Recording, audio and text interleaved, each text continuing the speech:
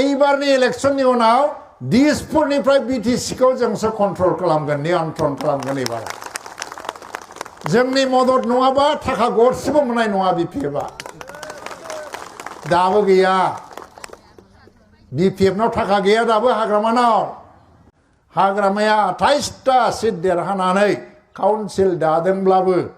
बिजेपिजों alliance खालामनानै election गेलेगोनब्लाबो हाग्रामाया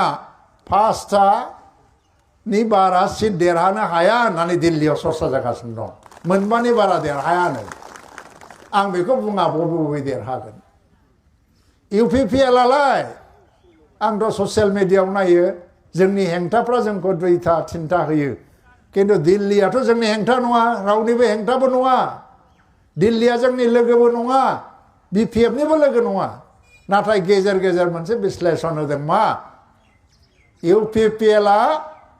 परिबेशआ बेनो बे थांबाय थायोबा 7 जन एमएलए दंमोन 7 जननि जायगायाव 8 जन देरहानो हागौ होननानै मोनसे अंक होगासिनो दङ आरो 8 जननि गेजेराव राजु नार्जारी दतमानिफ्राय सासे प्रमद बर'नि उनावहायनो राजु नार्जारी এইবার ইউপিপিएलआ बिटिसिआव ক্ষমতাयाव फैनो हायाखै नाथाय এইবাरनि इलेक्शननि उनाव दिसपुरनिफ्राय बिटिसिखौ जोंसो कन्ट्रल खालामगोन नियन्त्रण खालामगोन एबार